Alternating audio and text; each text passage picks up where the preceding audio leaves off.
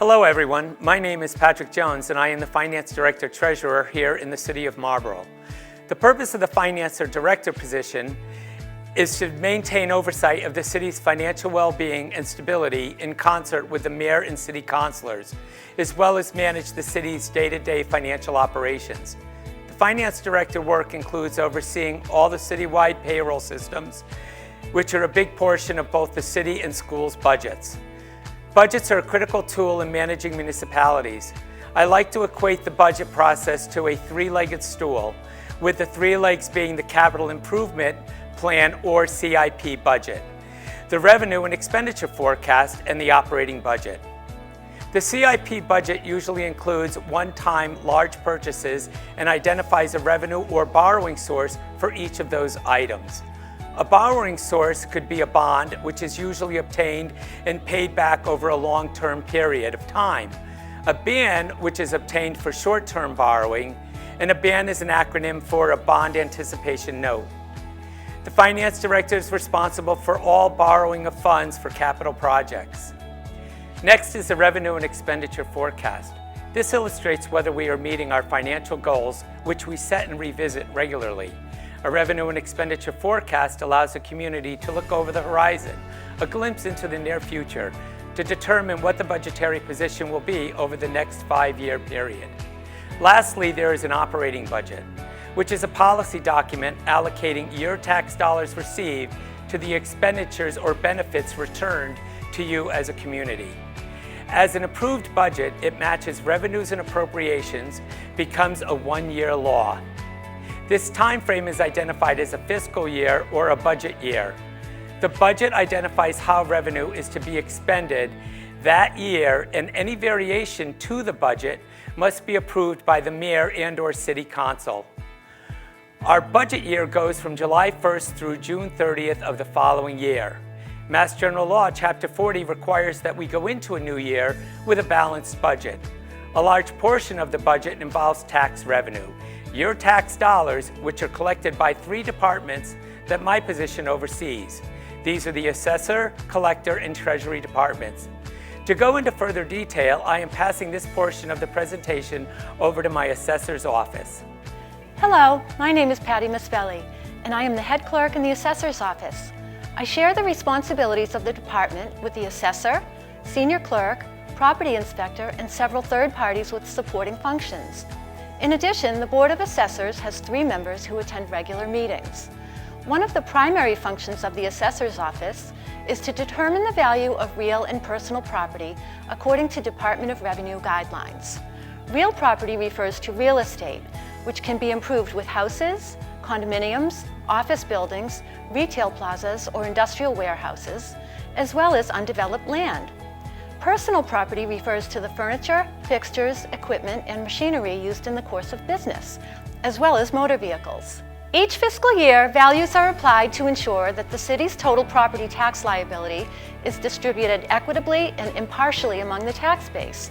Assessed values reflect market values and may fluctuate with changes in supply and demand or when property characteristics change, for example, as the result of new construction, an addition, or a renovation. Data is obtained through sources including thorough analysis of sales from the preceding calendar year, inspection, sales questionnaires, building permits, income and expense filings for commercial properties, and annual personal property filings. The cost of providing public services, including local infrastructure and special projects such as road improvements or a new school, determines local property tax. The rates are established late in the calendar year after city department budgets have been finalized. Historically, Marlborough has established a split tax rate for residential and commercial properties. By reducing the share of the tax levy paid by residential taxpayers and shifting it to commercial, industrial, and personal property taxpayers, this practice has enabled the residential tax rate to remain relatively stable for a number of years. The Assessor's office works closely with the Collector's office, which manages the billing and collection of real estate, motor vehicle excise, and water and sewer bills, and parking tickets. All payments are posted, updated, and deposited daily. The following slides show examples of common bills that are issued to Marlborough's taxpayers. Real estate tax bills contain information such as fiscal year, property address, property value, tax rate, tax amount due, and due date. Each taxable parcel is assigned a parcel identification number, including map and lot, which uniquely identifies the property. Real estate tax bills are due quarterly and mailed twice a year. Excise tax bills are issued once per year per current motor vehicle registration, according to the Registry of Motor Vehicles database. The bills may be eligible for abatement if a vehicle is sold, traded, donated to charity, gifted, or totaled in an accident during the calendar year. The excise tax bill includes information such as year, make, model, and valuation of the vehicle, tax amount due, and due date. The water and sewer bill contains information such as usage, rates, service location, and billing cycle. Each service location and customer are assigned unique numbers for easy identification of the bill, which aid the collector's office when it receives calls from taxpayers. While bill numbers change by fiscal year, these identifiers do not. There are several convenient ways to pay bills: online, by phone, by mailing directly to the collector's office at City Hall, by utilizing lockbox, and by depositing in one of the drop boxes located at each entrance to City Hall. Current year tax information is updated daily and can be accessed by visiting the city's website at www.marlboro-ma.gov, selecting the Pay Bills Online link, and then selecting Pay or View Bills. A portion of the tax revenue from the sources I just described pays for infrastructure used daily by Marlboro's residents, businesses, and visitors, including public schools, utilities, parks and sports fields, the library, and streets and highways. At this time, I will turn it over to Patrick to discuss the Treasurer and Finance Director roles in more detail. The Treasurer position oversees the city's investment and cash management activities. This Treasury division has 3 employees who assist me to manage tens of millions to hundreds of millions of dollars on an annual basis. Treasury also maintains approximately 35 of the scholarships that are listed in the Commencement Exercise Program, which high school graduates and their parents receive every year at graduation. Those students who are awarded a scholarship at graduation receive a letter telling them what scholarship they have received and its value. As touched upon earlier, the Finance Director manages all city debt service functions, which is a key element for long-term financial planning. Like you, at times, we borrow for large capital improvements by obtaining bands and bonds. Debt is always aligned with the CIP budget. However, it is important to point out that the principal and interest payback must be considered before finalizing any budget due to the fact that those monies become part of the annual operating budget as well. The cycle of prioritizing and planning of borrowing within our means is a cycle that enables us to make improvements as annual costs for existing projects reduce and ultimately is paid off.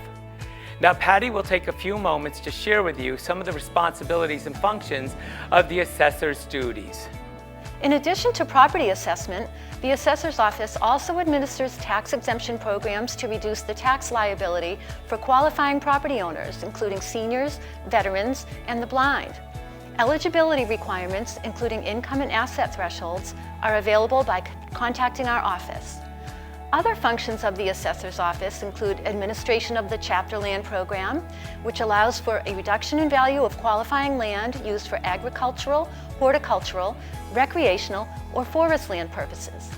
Administration of 3 ABC applications for tax-exempt charitable properties, monitoring of growth as the result of new construction, improvements, and new businesses, which represents an increase in tax revenue, and tracking of transfers of property ownership recorded at the Registry of Deeds.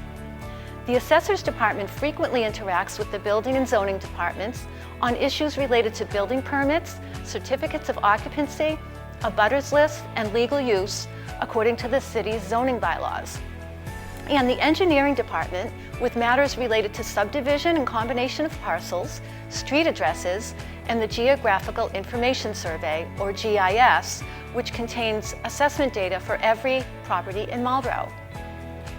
Property assessment data and assessor maps are accessible by visiting the city's website at www.marlborough-ma.gov and selecting GIS Mapping, or by navigating to the Assessor Department page and selecting GIS Maps Assessor Database.